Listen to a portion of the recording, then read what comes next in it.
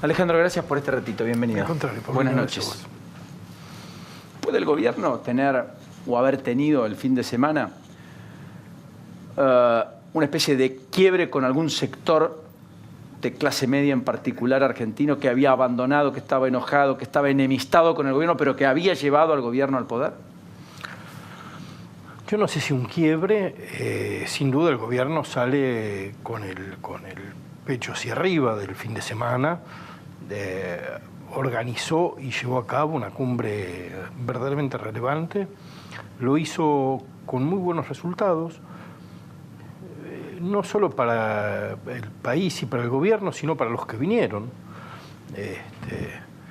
Macri había prometido en su campaña que uno de sus objetivos era la unión de los argentinos, y eso no lo hizo muy bien, pero unir a Trump y a Xi Jinping le salió mejor. Y creo que hubo mucho mérito suyo, mucho mérito de vínculos personales, de esfuerzo de conciliación, de crear una situación de convivencia y conservación productiva, y creo que eso sin duda no define qué es lo que pasa en el encuentro de Trump y Xi Jinping, pero crea una escena proclive a mejorar el diálogo. ¿Esto va a revertir la caída de imagen del gobierno?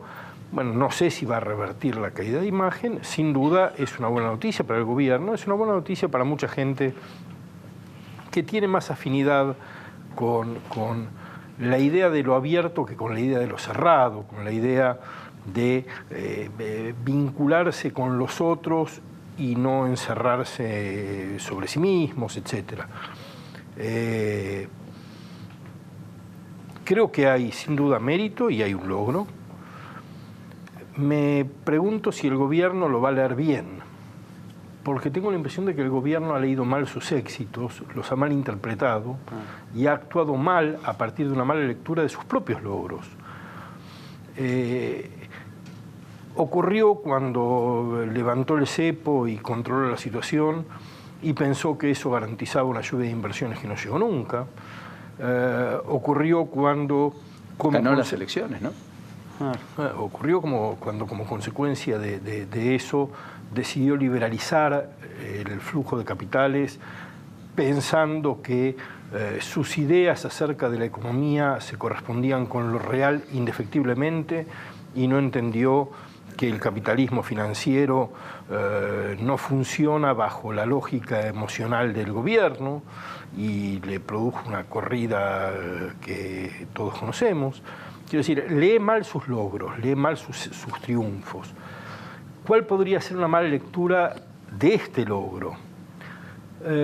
Insistir sobre la idea de que la oposición fundamental es entre encierro y apertura, entre integración y autarquía.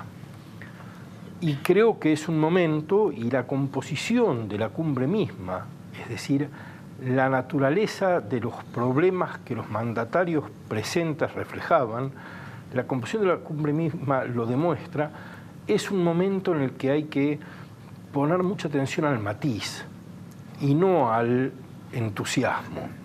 No es un momento de apertura ni de encierro, es un momento de reflexión, de cuidado, de pensar qué se abre, qué no, cómo, no solo por los efectos económicos de decisiones de apertura o de cierre, sino por los efectos políticos, porque las sociedades están muy tensas en relación con este tema, están muy polarizadas en relación con este tema, y una mala lectura lo que va a hacer es profundizar el sentimiento de desasosiego de mucha gente que ve en la voluntad globalizadora una fuerte indiferencia hacia el destino de quienes no tienen la capacidad de participar de la globalización. O que entienden que ahí estaban los responsables del capitalismo salvaje. Así es. Entonces, digo, me parece que la clave ahora es que el gobierno sea capaz de valorar su logro y de establecer una relación crítica con él, de preguntarse qué significa y qué es lo mejor para la sociedad. Está muy bien. Lo quiero incorporar a Marcelo Elizondo porque... Marcelo, bienvenido. Buenas noches. Gracias por este ratito. Buenas noches. Soy uno de los tipos que más sabe de acuerdos comerciales, del mundo. y ha venido contando con entusiasmo que esto podría ser lo que realmente fue. La pregunta del millón es, ¿y a la Argentina qué le quedó? Todo el mundo hizo esa pregunta. Yo leí un montón de acuerdos, leí un montón de proclamas, cosas concretas, beneficios concretos. ¿Me los traducís para el que está del otro lado? Hay algunos acuerdos que se cuantifican. Hay compromisos de garantía de inversiones para empresas americanas por parte de una agencia del gobierno de los Estados Unidos por más de 800 millones de dólares. Garantía del gobierno, invertirán en empresas privadas, multiplicarán ese número porque las empresas privadas harán sus inversiones. Correcto. Se aspira a que eso pueda llegar a unos 3.000 millones de dólares. Hay compromiso de inversiones por parte de China en obras de infraestructura, energía, red vial, ferrocarriles. O sea, en la Patagonia el productor de cereza le puede volver a vender a China productos de ovinos, caprinos. Efectivamente, el financiamiento para el tren San Martín desde Palmira, Mendoza, hasta el puerto de Buenos Aires por casi 1.100 millones de dólares, que empezará el año que viene o el 2020. Exacto. Y de que podría, digamos, darle una salida al Pacífico a la producción argentina, ¿no? El San Martín Cargas. China promete un poco más de 1.000 millones de dólares de dinero dispuesto por el gobierno chino y unos casi 3.000 millones de dólares adicionales por parte de empresas chinas que invertirían en la Argentina. Todo esto obviamente genera cierto impacto en la economía, mejora la tasa de inversión, genera algún empleo, no cambia la matriz de la economía argentina, sin dudas que no. Pero en términos de cosas concretas está esto y hay algunos otros acuerdos firmados con el Banco de Inversión Europeo, con el Banco de Inversión y Desarrollo el BID de Latinoamérica, el Banco Interamericano de Desarrollo de Latinoamérica. Hay promesas de inversión. Eso es lo más concreto. Ahora, el G20 no es una feria en la cual las partes se juntan a ver qué me llevo en el bolsillo después que terminó la reunión. El G20 es un foro extraordinariamente relevante, del cual uno se lleva otras cosas que no son tan cuantificables. Se lleva una mejor reputación, que permite a uno ser un poco más elegible en el futuro para compromisos de cooperación científica, supranacional, incluso para decisiones de inversión por parte de empresas. Se lleva una mejora en las relaciones personales entre los líderes, que no es menor a la hora de congeniar acuerdos, por lo que hay otra parte que no es tan cuantificable, que sería más difícil... Más intangible. Exactamente, pero que es muy relevante, sobre todo para un país como la Argentina, que tiene serios problemas de reputación. Yo creo que el mundo nos ve todavía peor que lo que somos. Por lo que está lo cuantificable, los 800 millones de garantía de los americanos, los 4.000 millones de inversiones prometidos por los chinos, los 200 millones de los europeos, y está lo otro, que tiene más que ver con lo intangible, con la reputación, con la imagen, que no es menor, pero que no genera efectos inmediatos, y además no genera efectos solo. Además, hay que hacer los deberes domésticamente, porque vos podés hacerte muy amigo de todos, pero si no corregís tu problema doméstico, bueno, ese esfuerzo no tiene rédito. Y ahí entra lo de Alejandro, es decir, ¿cómo lee el gobierno esto? ¿Qué hace a consecuencia de esto? Porque esto solo es una condición necesaria, pero en ningún caso suficiente para que todo lo que estabas marcando en cuanto al cambio reputacional, el desembarco eventual de inversiones, las facilidades para hacer determinadas cuestiones que los convenios ahora permiten, finalmente se hagan. Si es que acá no hacemos lo que hay que hacer y si es que no demostramos también un correlato y prolongamos el éxito, entre comillas, de las últimas 72 horas en algo más perdurable. Porque si esto es lo extraordinario y después volvemos al ordinario, tenemos un problema, ¿o no? Sin duda. Parte de la discusión es qué es lo que hay que hacer. Quiero decir, no hay una sola cosa posible que sea buena de hacer. Cuando asumió el actual gobierno español de Pedro Sánchez, hubo una entrevista muy interesante con su ministra de Economía, una persona que trabajó muy adentro de la Unión Europea, una economista de mucho calibre y de mucho prestigio global. Y el periodista le preguntó si su trabajo tenía que ver con ganar la confianza de los mercados, y ella dijo: yo tengo la responsabilidad de ganarme la confianza de los mercados y de los ciudadanos. Y me parece que no tenemos muy claro que si no ganamos la confianza de los ciudadanos, la confianza de los mercados no sirve para nada. No solo porque es éticamente incorrecto, sino porque la gobernabilidad se vuelve frágil y finalmente todo estalla. Si se tratara solamente de ganar una u otra de las voluntades, las soluciones son fáciles y de corto plazo. El problema es cómo ganar ambas confianzas. Y creo que eso exige preguntas.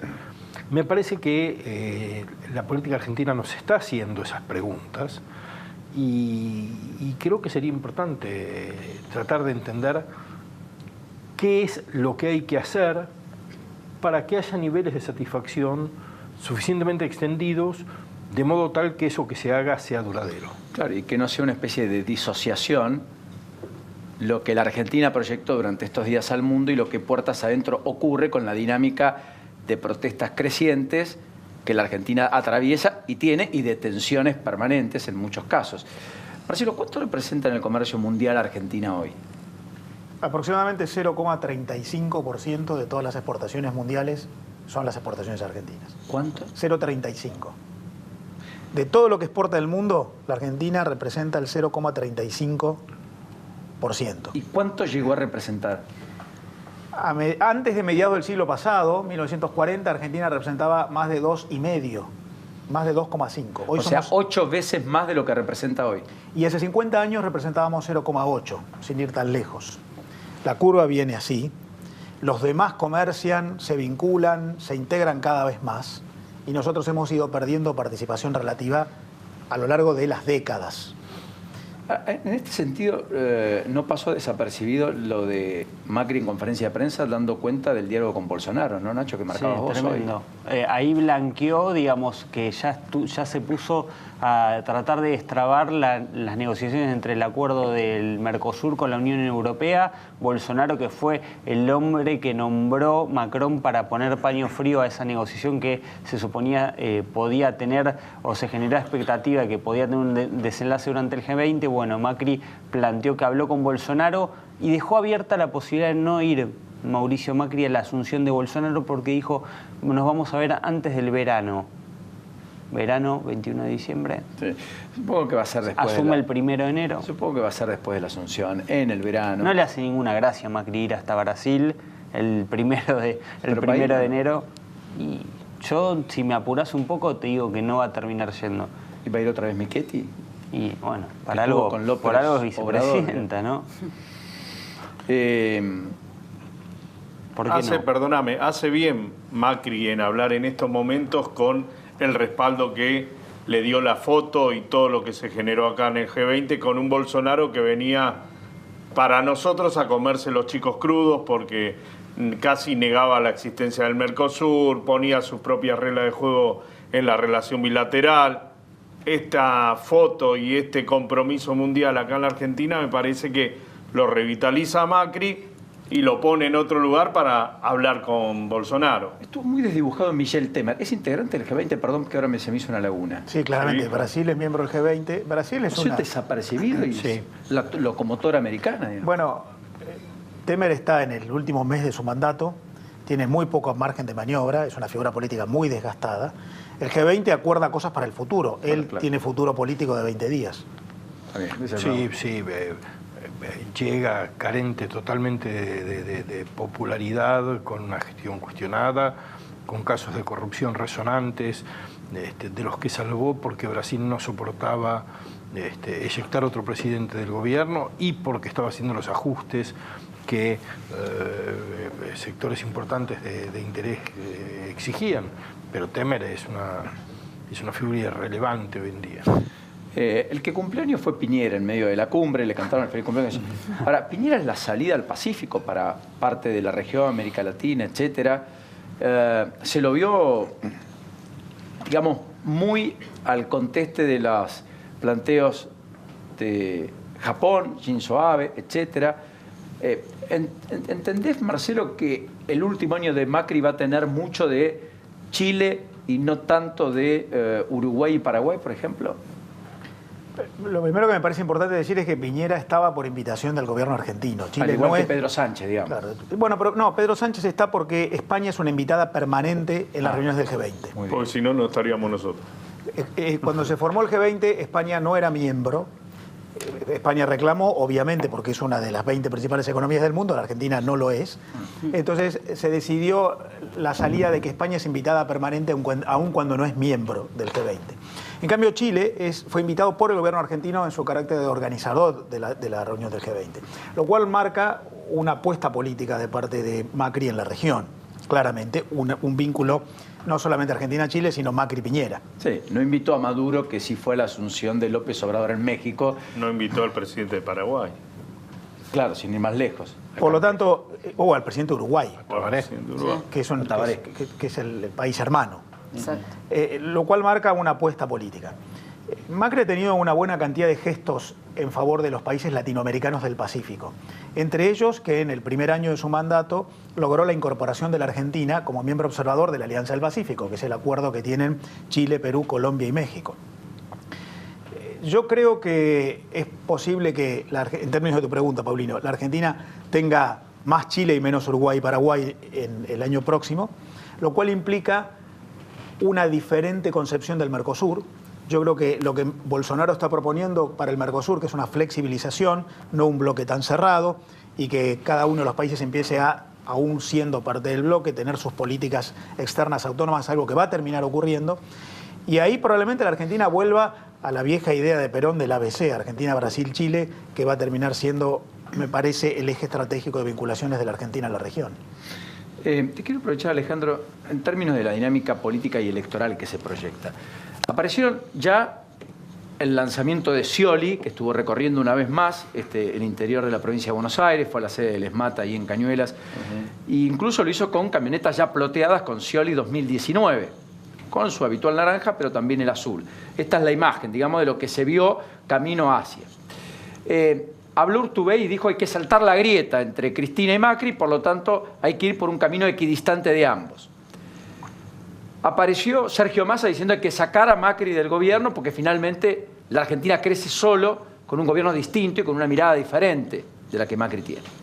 Todo eso pasa además en el colectivo llamado peronismo, que ha tenido a Cristina recostada en Calafate, ausente de cualquier pronunciamiento público, los propios también, ni siquiera marcharon el viernes pasado, salvo excepciones, pero que todos los intendentes van a ver porque son los que le están diciendo que con ella se garantizan la continuidad, en particular en el conurbano, más que en cualquier otro lugar, expresidenta que evidentemente tiene sueños de volver.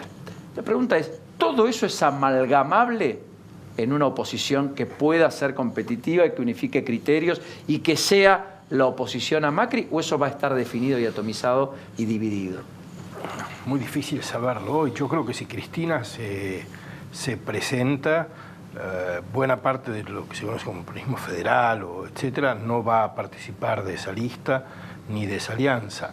No sé qué ocurriría en un balotaje. Posiblemente el peronismo federal en un balotaje funcionaría de un modo análogo al que tuvo en 2015. Se dividió, parte votó para un lado, parte para el otro, no fue orgánico. Es muy impredecible el escenario electoral hoy, porque si uno ve algunas encuestas que son públicas, yo no tengo acceso a encuestas que no sean públicas, si uno ve algunas encuestas públicas de las que parecen más confiables, tanto Cristina como Macri tienen índices de aprobación y de rechazo semejantes y los dos índices más altos de rechazo que de aprobación. Hay un empate técnico en el fracaso, ¿no? Un empate técnico en la capacidad de generar insatisfacción en la ciudadanía. Ninguno de los líderes del peronismo federal tiene una aceptación interesante en términos electorales. No creo que Scioli vaya a tenerla en ningún caso. ¿Y el progresismo tiene espacio? El socialismo santafesino, etcétera, Lipschitz, o eso termina tributando, entendés vos, en las cercanías con Stolbizer y demás, de ese armado del panperonismo no kirchnerista? Bueno, no sé si todo el progresismo, aún en ese caso, seguiría el camino de una subordinación al peronismo no kirchnerista. Creo que así como dije, un empate técnico en el fracaso entre Macri y Cristina en el rechazo, en los niveles de rechazo que ambos provocan, creo que el progresismo argentino, la izquierda democrática, un proyecto socialdemócrata renovado, es el gran incompetente de la escena pública, por dos razones el gran incompetente, por tres diría. Por un lado, es el gran incompetente porque hay un público esperándolo y no saben cómo organizarse para conquistarlo.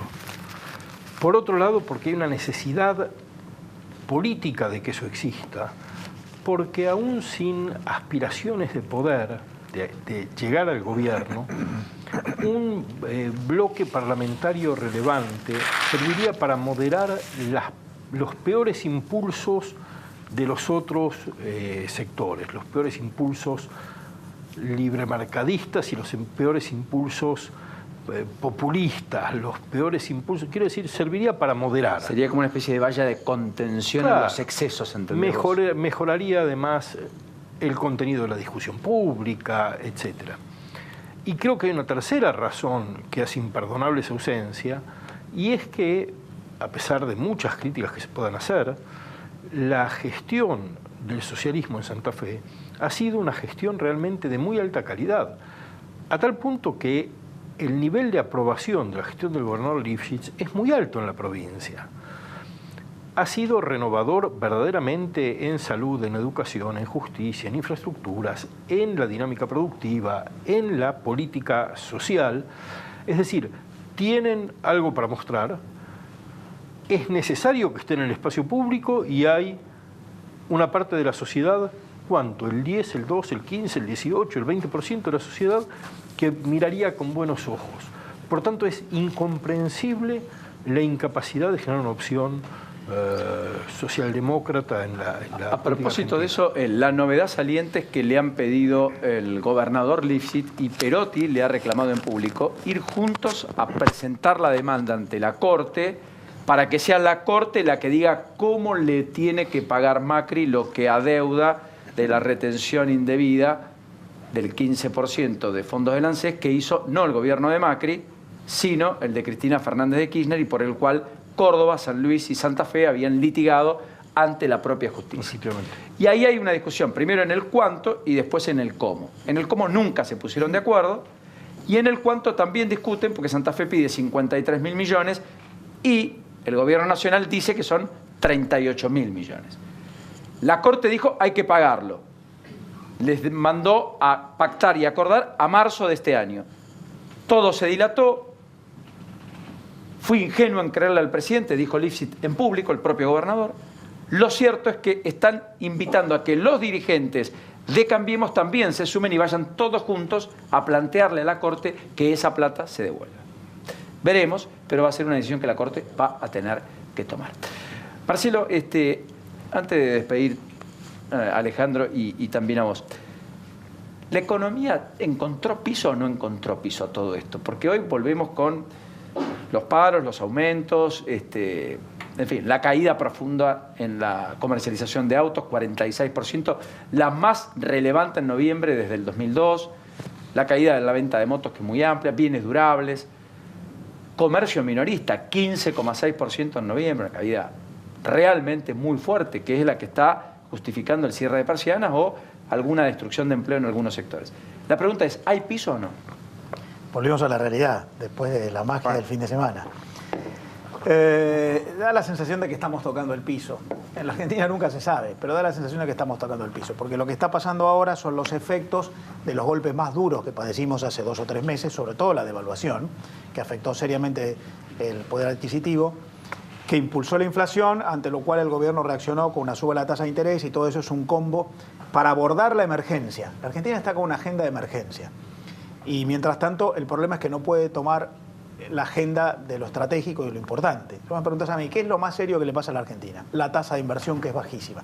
Ahora, ¿quién piensa en la tasa de inversión si tenés que resolver los problemas del incendio con los que estás lidiando hoy? Entonces yo creo que hoy todo esto es efecto de lo peor que pasó hace un par de meses, devaluación, tasa de interés, otra vez incertidumbre, inestabilidad. Hoy está pegando La cuestión es si la Argentina corrige hacia adelante de manera estructural, de manera sostenible, estos problemas que han sido fiscales, que han sido de mantener un ambiente político muy congestionado. Bueno, no lo sabemos. Hoy la agenda es de lo inmediato. Al menos esperamos que lo inmediato se corrija. Pero después de lo inmediato hay que ir a lo importante. Para mí, de todo, lo más importante es recuperar tasa de inversión que sigue baja y este año incluso todavía está decreciendo. Gracias, Marcelo. Como siempre, un enorme placer tenerte. Alejandro, ¿puedo compartir con vos algo que pasó ayer y que me parece que es algo ilustrativo? Sí, sí. El Monumental, cancha de River. Escuchen, esto se veía ayer de parte de los hinchas de River, los genuinos, los que les gusta el fútbol, el espectáculo, y no viven de River. Miren.